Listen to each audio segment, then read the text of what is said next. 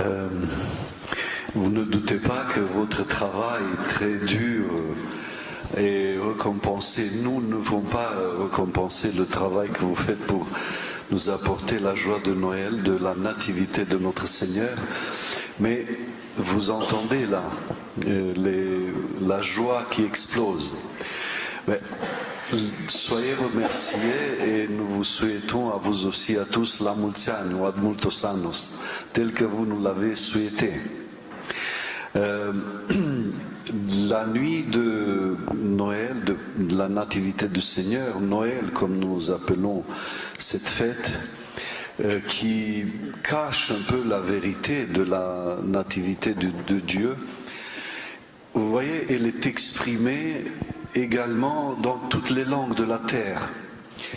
Là, hier soir, j'étais tout près du pôle Nord, en Islande, à Reykjavik, où nous avons une communauté orthodoxe assez variée, mais il y a aussi la communauté orthodoxe roumaine ou d'origine roumaine là-bas, où il y avait aussi un petit concert. Et on est entré dans l'église pour le concert quand dehors il faisait très froid, mais il faisait noir. Et quand on est sorti, il faisait blanc. Une heure après, il y avait beaucoup de blanc, de neige. Souvent dans les chants de Noël, vous entendez en roumain, tout à l'heure vous avez entendu flori d'albe de măr, fleurs blanches de pommes, de pommier ou de pommes. C'est paradoxal, nous ne pouvons pas parler des fleurs blanches des arbres ou des pommiers au mois de décembre, le 25 décembre. C'est contre la nature, c'est même impossible de le faire. Alors pourquoi on l'entend quand même? Pourquoi on a mis dans les chants de Noël cette référence comme une explosion de vie, explosion de joie bien sûr, parce que c'est ça que nous transmet le chant de Noël. Donc d'un côté il y a une symbolique, la métaphore qui s'installe dans les chants de Noël. D'autres chants de Noël, tels que vous les avez entendus même en français ce soir, nous parlent directement de la venue de Dieu, de la naissance de Dieu sur la terre. Mais quand même, on a senti le besoin d'exprimer cela d'une autre manière, c'est-à-dire très discrètement, puisque Dieu vient sur la terre très discrètement. Personne ne savait qu'il va naître. Si, on savait par les prophètes, mais là, le moment où il naît, personne ne l'attendait. Il a été même mis dehors. Ils l'ont mis dehors de la maison d'hôtes où il voulait être accueilli, et on les a mis dans une grange. Et discrètement, il est né là-bas. Mais les cieux s'ouvrent. L'humanité ne savait absolument rien.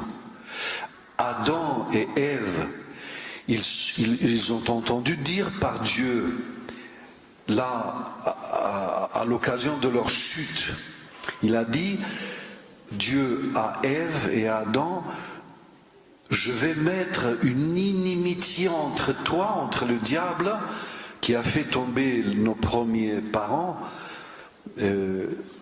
entre toi et sa semence. Mais la semence d'Ève va écraser la tête du diable. C'était la première prophétie. Et nous l'avons attendu pendant des milliers d'années avant qu'il arrive. Mais quand même, il vient discrètement. Comment il vient discrètement? Mais c'est une explosion de vie. Quand Dieu naît sur la terre, c'est une explosion de vie. Pourquoi? Parce que la vie reprend ses droits. Nous chantons minuit chrétien. Pourquoi minuit? Qu'est-ce que ça a à voir? La nuit. Pourquoi ne disons pas mi-journée chrétienne? Minuit chrétien veut dire que au milieu de la mort, puisque c'est ça que signifie la nuit dans le langage spirituel, dans le langage théologique même et spirituel, La nuit, c'est la mort. Donc au milieu de la nuit, de la mort, c'est l'explosion de la vie avec l'arrivée de Dieu sur la terre. C'est ça que nous rejetons quand nous ne croyons plus en Dieu. La victoire de la vie sur la mort. Et ce monde où nous vivons rejette de plus en plus ce mystère de la vie. Mais voilà comment les paysans, et pas seulement les paysans, mais le peuple de Dieu, comment il exprimait cette explosion de la vie. On nous expliquait auparavant, quand j'étais plus jeune, que dans des différentes régions, on prenait des rameaux de pommiers, on les mettait dans l'eau, et à Noël, à l'intérieur de la maison, quand même il fallait un peu de chaleur, et après quelque temps, ces branches donnaient des bourgeons et ensuite des fleurs blanches. Et ces fleurs blanches étaient apportées à l'église le jour de la nativité du Seigneur. Pourquoi ?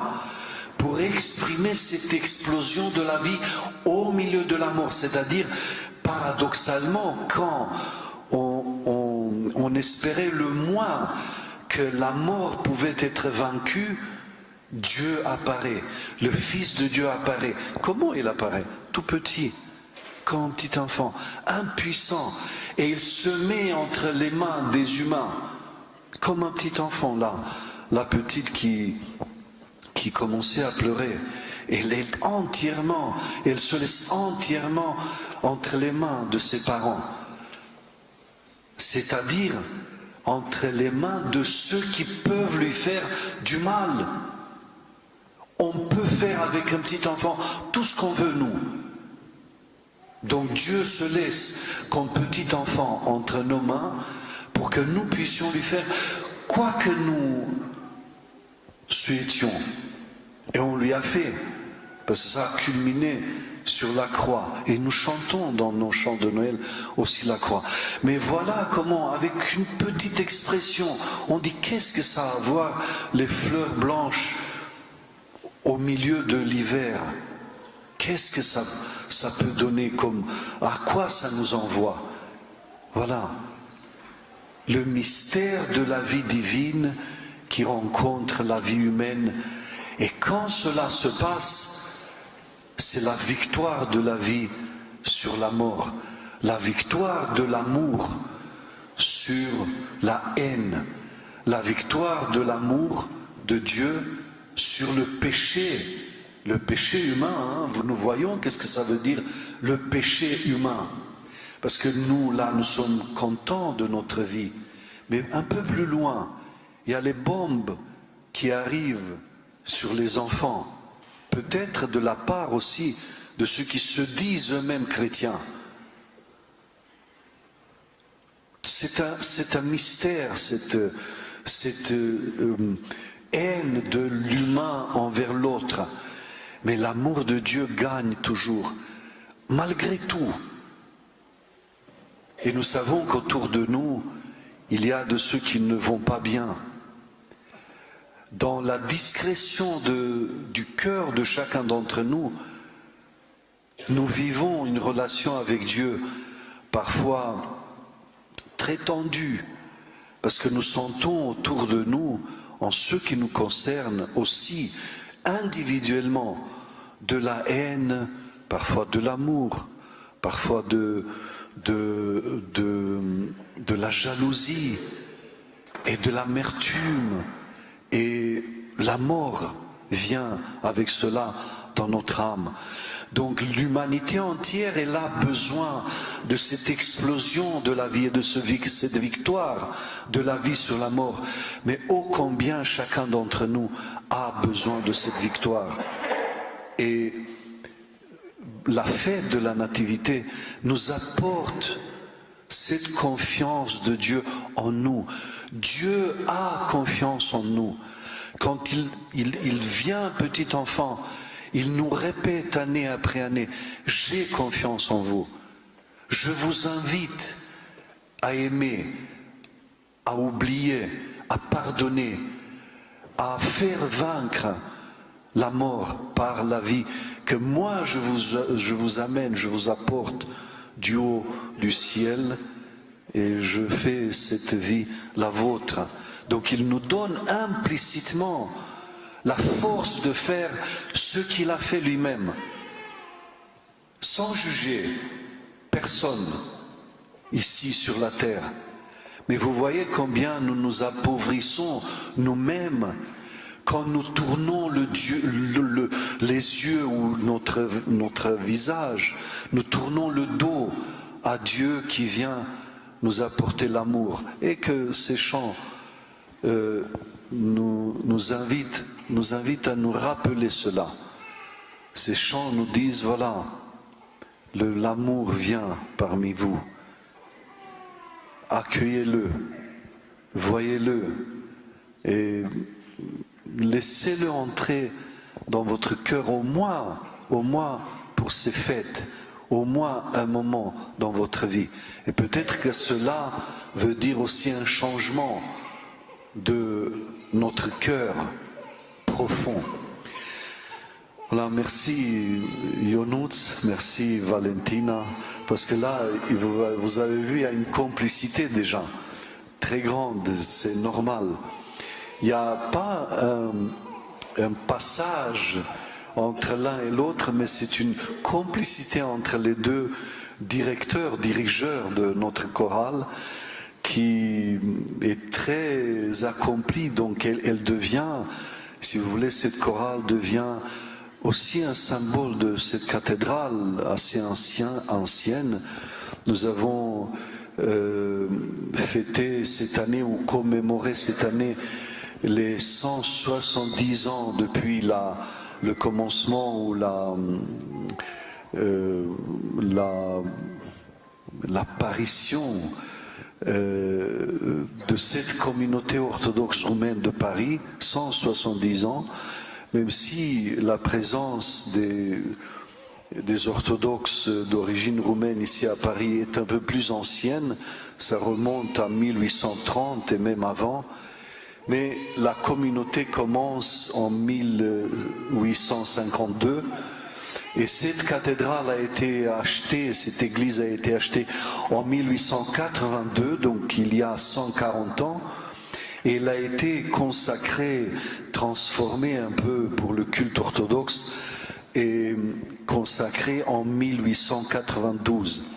Elle a été auparavant une église d'un collège dominicain vers les 1370, 72, 74, consacrée en 1382. Donc vous voyez, il y a 1640 ans, non? Est-ce que je me trompe? Non.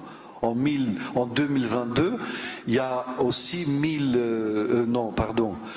640 ans depuis sa consécration, quand elle a été bâtie, après avoir été bâtie en 1370, par le roi de France, qui était ami avec Jean de Beauvais, l'évêque qui a créé ce collège. Qui en partie, cette chapelle et la maison à côté, et derrière il y a encore une partie de ce collège ancien. Donc vous devenez une sorte d'emblème pour notre cathédrale, la chorale des Saints Archanges, et vous voyez, on n'est pas, on s'ennuie pas les écoutant. Par contre, il y a énormément de joie qu'il nous communique parce que le travail derrière est très soutenu. Et vous savez bien combien il est difficile aujourd'hui de trouver encore un tout petit peu de temps, en plus de ce que nous avons, pour donner à Dieu et finalement donner aux autres qui nous écoutent et nous donner les uns aux autres. Mais finalement, on le donne à Dieu. bien sûr. C'est pour cela que nous vous remercions à nouveau et nous vous félicitons. On ne peut pas vous récompenser, je le redis. On ne peut pas. On ne peut pas payer votre chant. Parce qu'il y a une tradition, on ne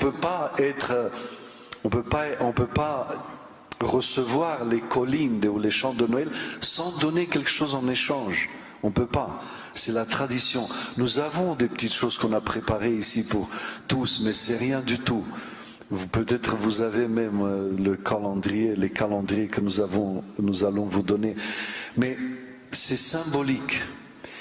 Et donc, en ce cas, nous demandons à notre Seigneur Jésus-Christ, le petit enfant qui vient dans le monde, de vous rendre le centuple de ce que vous avez donné pour nous ce soir, et pas seulement ce soir, chaque dimanche et chaque fête où vous chantez ici dans la cathédrale. Que Dieu vous bénisse. Merci.